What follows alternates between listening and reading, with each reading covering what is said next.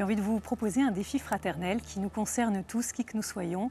C'est celui sur une parole qui est claire, qui éclaire aussi, on peut jouer aussi sur ce mot, et qui ne fuit pas les conflits.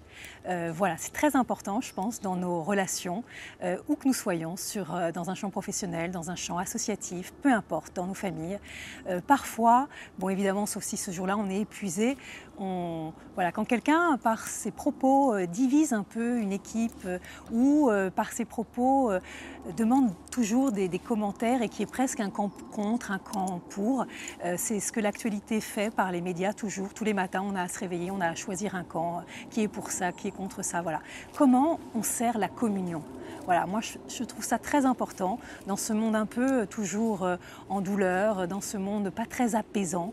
Comment notre parole elle apaise? Et je vous donne ce défi fraternel la prochaine fois que vous aurez une personne face à vous qui fait un commentaire qui vous blesse, qui vous rend triste, voilà, quelque chose qui vous met mal à l'aise.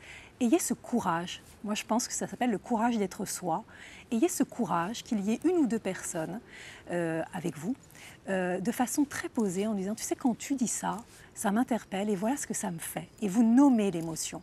Moi, je pense que c'est très important, on ne peut pas faire de fraternité sans vérité. Et donc, il faut dire à l'autre ce qui nous blesse dans ses propos. Il a le droit de tenir ces propos-là, sauf s'ils sont évidemment extrêmes. Et donc, dans ces cas-là, il y a d'autres choses à faire. Mais là, je ne vous parle pas de situations extrêmes, je vous parle de situations, en fait, de tous les jours. Et souvent, on lâche, on ne veut pas déranger, on ne veut pas de conflit, on laisse filer. Et je pense que la citoyenneté, la juste place dans une famille, dans un monde professionnel, c'est de dire à l'autre quand ça nous atteint.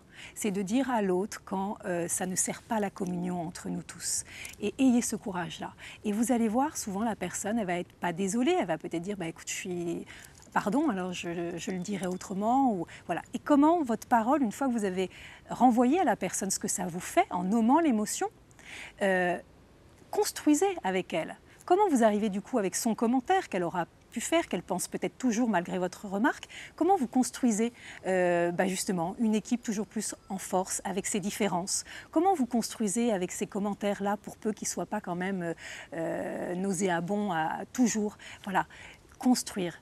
On a une langue, une bouche pour vraiment parler, que ce ne soit pas un poison, que ce soit plutôt une parole constructive, une parole qui ose la vérité. Et c'est que comme ça qu'on construit une vraie fraternité. C'est le défi que je nous propose.